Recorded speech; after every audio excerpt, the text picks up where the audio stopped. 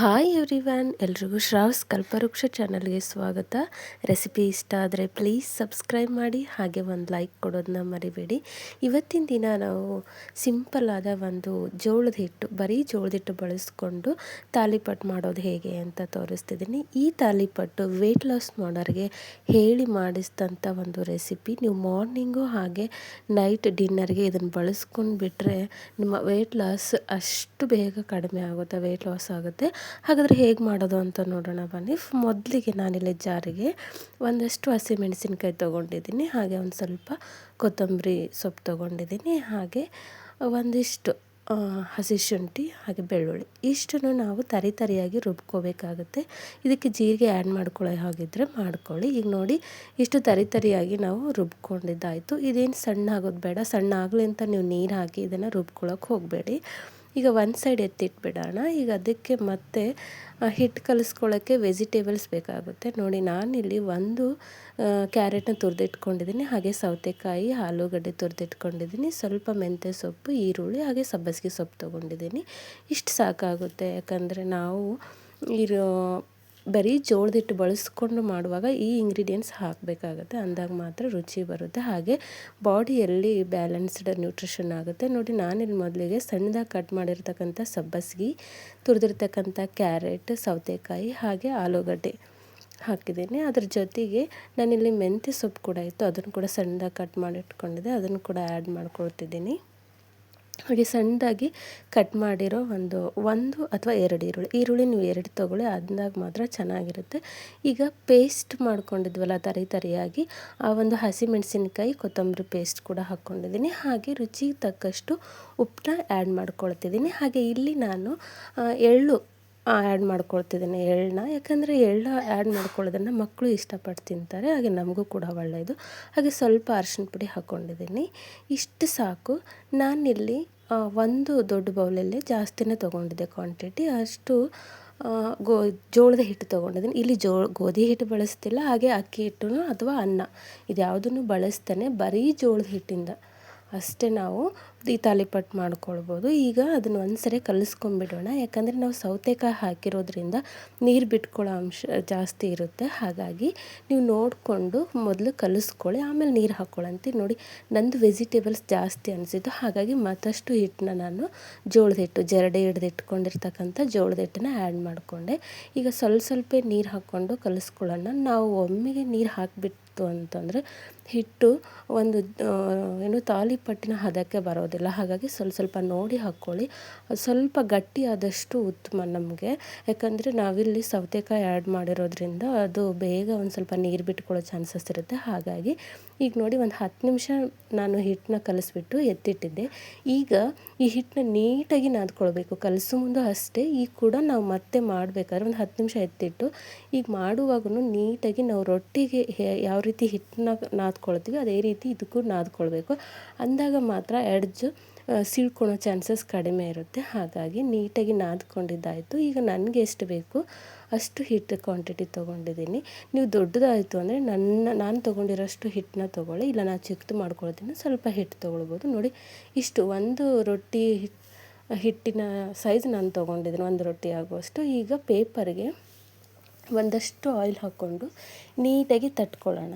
ನೀವು ಇದನ್ನು ಲಟ್ಟಣಿಗೆಯಲ್ಲಿ ಲಟ್ಸೋಕ್ಕೆ ಹೋಗಬೇಡಿ, ಕೈಲೇ ಇದೇ ರೀತಿ ಸ್ವಲ್ಪ ಎಣ್ಣೆ ಹಚ್ಕೊಳ್ಳಿ, ಕೆಳಗಡೆ ಹಾಗೆ ಮೇಲ್ಗಡೆ ಕೈಗೆ ಎಣ್ಣೆ ಹಚ್ಕೊಂಡು ನೀಟಾಗಿ ತಟ್ಕೊಳ್ಳಿ. ಎಡ್ಜಸ್ನೆಲ್ಲ ನೀವು ಆವಾಗ ತಟ್ಟು ಮುಂದೆ ಸ್ವಲ್ಪ ಕವರ್ ಮಾಡ್ಕೊತಾ ಇರಿ, ಯಾಕಂದರೆ ಸ್ವಲ್ಪ ಎಡ್ಜಸ್ ಸೀಳ್ಕೊಳ್ಳೋ ಚಾನ್ಸಸ್ ಇರುತ್ತೆ. ನೋಡಿ, ನಾನು ಕೂಡ ಇಲ್ಲಿ ಕವರ್ ಮಾಡ್ಕೊಳ್ತಿದ್ದೀನಿ, ಈ ರೀತಿಯಲ್ಲಿ ನೀಟಾಗಿ ಕವರ್ ಮಾಡ್ಕೊಳ್ಳಿ.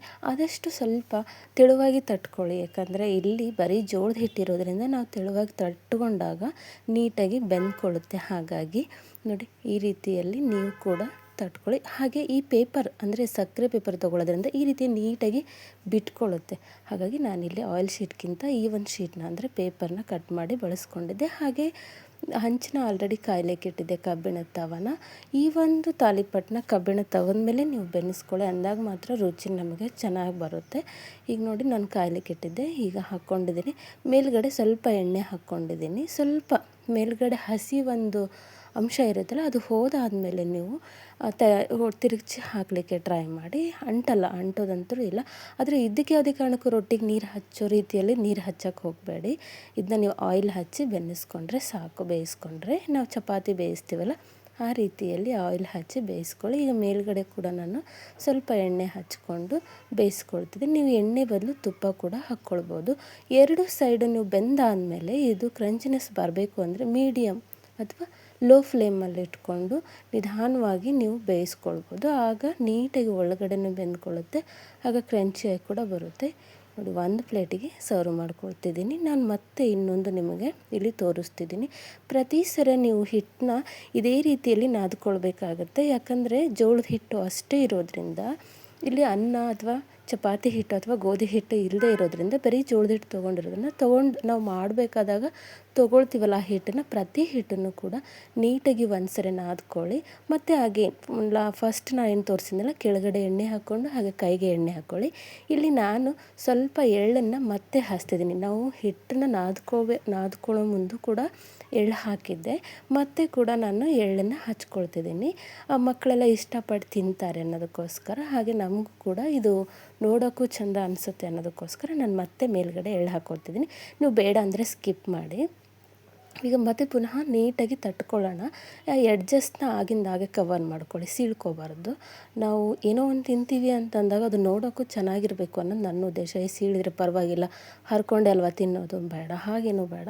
ನಾವೇನಾದರೂ ತಿಂತೀವಿ ಅಂತಂದಾಗ ಅದಕ್ಕೂ ನೋಡೋಕ್ಕೂ ಕೂಡ ನಮ್ಮ ಚೆನ್ನಾಗಿದ್ದರೆ ಅರ್ಧ ಹೊಟ್ಟೆ ಅಲ್ಲೇ ತುಂಬ ಹೋಗುತ್ತೆ ಅನ್ನೋ ಒಂದು ಉದ್ದೇಶಕ್ಕೋಸ್ಕರ ಈಗ ನೀಟಾಗಿ ಎಡ್ಜಸ್ಟ್ ಕವರ್ ಮಾಡಿಕೊಂಡು, ಈಗ ಮಿಡಲ್ ಹೋಲ್ ಮಾಡೋದ್ರಿಂದ ಏನು ನಾನಿಲ್ಲಿ ಮಾಡಿಲ್ಲ.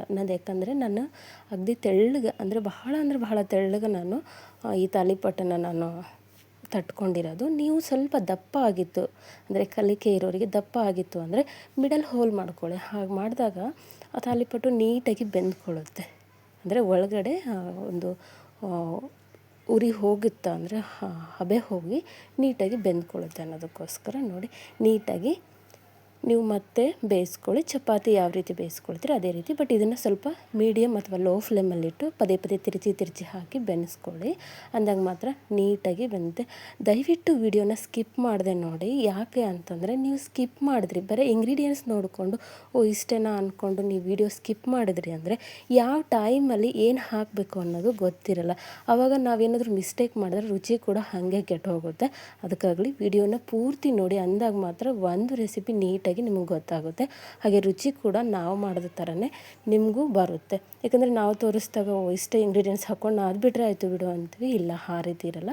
ಸ್ವಲ್ಪ ಸ್ಟೆಪ್ ಬೈ ಸ್ಟೆಪ್ ಚೇಂಜಸ್ ಇರ್ತಾವೆ. ಅದನ್ನು ನೋಡಿಕೊಂಡ್ರಿ ಅಂತಂದರೆ ನಿಮಗೆ ಕೂಡ ಆ ರೆಸಿಪಿ ನೀಟಾಗಿ ರುಚಿಯಾಗಿ ಬರುತ್ತೆ. ಈಗ ನೋಡಿ, ನಾನಿಲ್ಲಿ ಮೊಸರು ಹಾಗೆ ಟೊಮೊಟೊಕಾಯಿ ಚಟ್ನಿ ಇತ್ತು, ಹಾಗಾಗಿ ಅದ್ರ ಜೊತೆ ಸರ್ವ್ ಮಾಡ್ಕೊಂಡಿದ್ದೀನಿ. ರುಚಿ ಅಂತೂ ತುಂಬಾ ಚೆನ್ನಾಗಿರುತ್ತೆ. ಹಾಗೆ ವೆಯ್ಟ್ ಲಾಸ್ಗೆ ಹೇಳಿ ಮಾಡಿಸಿದಂಥ ಒಂದು ರೆಸಿಪಿ. ಐ ಹೋಪ್ ಈ ರೆಸಿಪಿ ನಿಮಗೆ ಇಷ್ಟ ಆಗಿದೆ ಅಂದ್ಕೊಳ್ತೀನಿ. ರೆಸಿಪಿ ಇಷ್ಟ ಆದರೆ ಪ್ಲೀಸ್ ಸಬ್ಸ್ಕ್ರೈಬ್ ಮಾಡಿ, ಹಾಗೆ ಒಂದು ಲೈಕ್ ಕೊಡೋದನ್ನ ಮರಿಬೇಡಿ. Thank you.